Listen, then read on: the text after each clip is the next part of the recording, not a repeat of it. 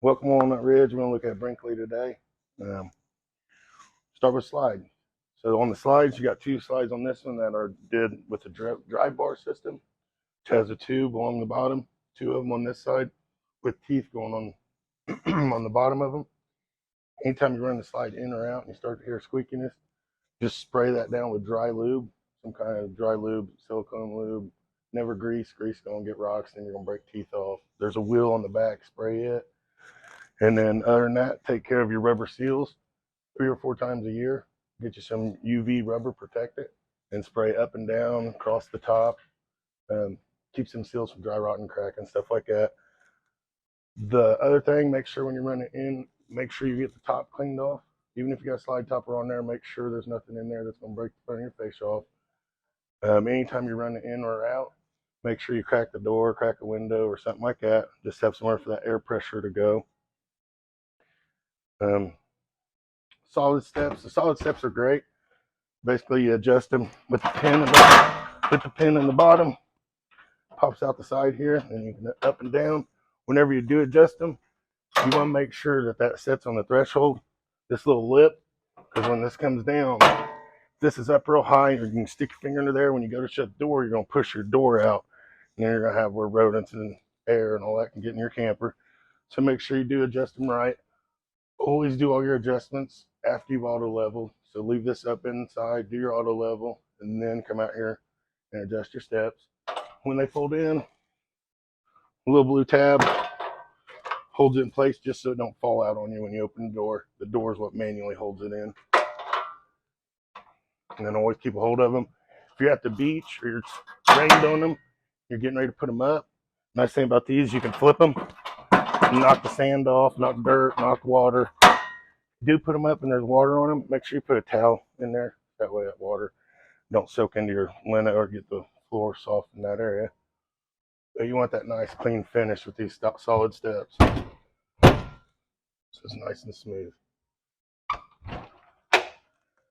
In the compartment here we got, so this one has a switch for your light inside. Some have automatics come on, light goes underneath the whole coach. Pretty cool little light. And then you got 110 USB Type C and 110 again. They'll run off a GFI. It's either going to be by your kitchen sink or your bathroom sink. Just reset it. The trips. And then you got your Bluetooth for your speaker underneath the unit. And then back in here, it has a motion light that way you can see all your stuff in there in case you got any leaks or wiring issues. You can get back to it. Your outside shower, if you do use it, make sure you winterize it. It's got hot and colds. Blue hose hooks in just like an air hose. Probably laying on the other side of the coach. You can put a TV out here if you want to. There's an antenna hookup. You got 2 holes go up bottom for 110 or run water on this side. As far as this one, we're kind of in a pickled area, so we're gonna go inside now. The awning. We'll talk about the awnings real quick. Okay, with awnings, heavy winds, heavy rains, going to bed at night, leaving for a day, whatever the case might be. They're electric, push button. Go ahead and bring them in. Don't leave them out. They'll get ripped off. When they are fully extended, you can drop this side down or this side down. Have water go either way, or you can get more shade down here if you drop both of them. If you put it up wet, try to bring it out within a month or so. Get it to dry when you get home. And other than that, we'll go inside. Check out the inside. And as you walk up, you get motion light. So this is a little motion detect. So as soon as you come on, you can come in here and turn everything on, off. Anything that's not on this feature is going to be push button, or there's other switches throughout the coach that you can hit.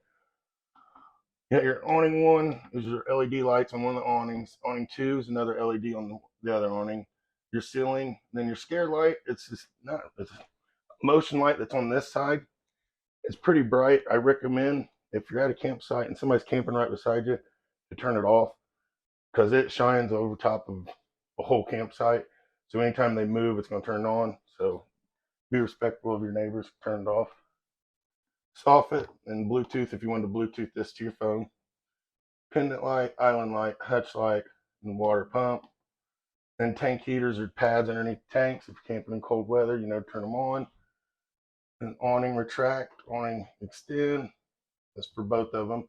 Then slide in and slide out for all three. Got the bedroom slide also. Your tank readers. So your fresh tank's gonna go 1/3, 2/3, and full. Same way with your black and gray one, gray two.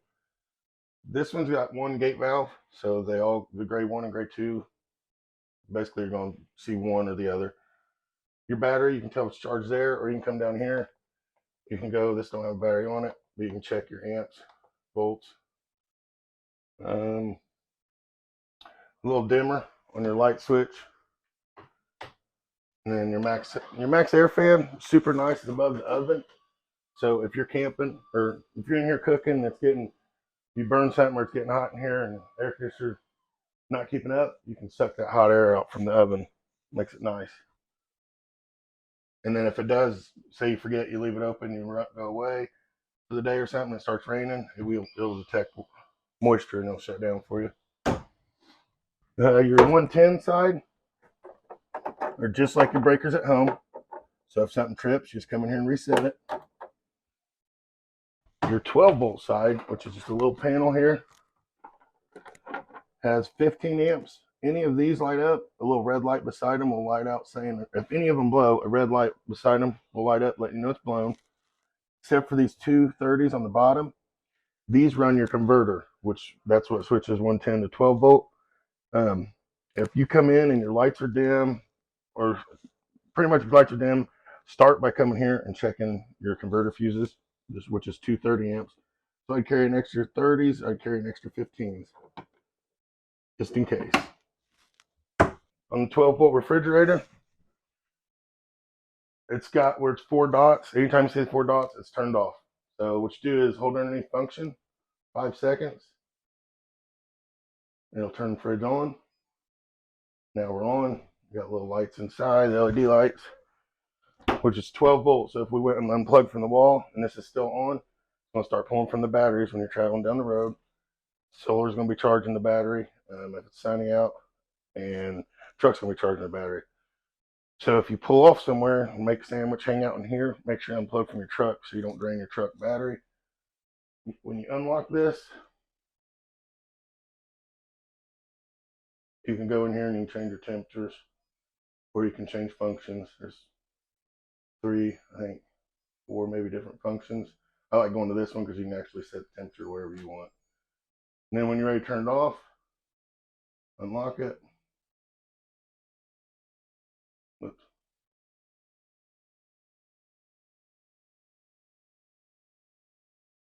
Hold underneath lock for 5 seconds. Once it unlocks, just hold underneath function for 5 seconds and that physically shuts it off. And now you got 4 dots. That turns it off. So on the stove, first time you use it, you're going to want to burn off the oven. That's a good thing with the fan. It's nice because it's got all that acrylic on there. But you just push in, turn it over till it stops, and then it starts igniting.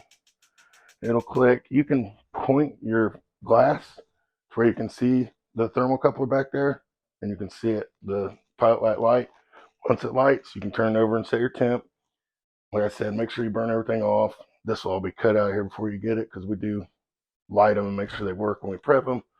In the top, you just turn over the light, turn over the light, turn over the light. Fireplace runs off 110. Has temperature, has different lighting,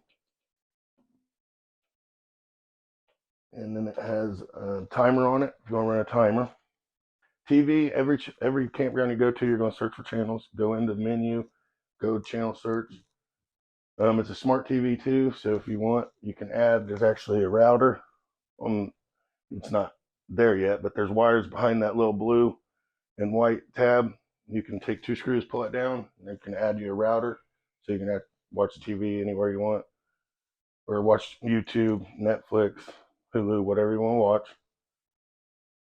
On the sleep out sofa, on both sides, you got 110 USB and Type-C, so it makes it nice. Got a little storage on each side.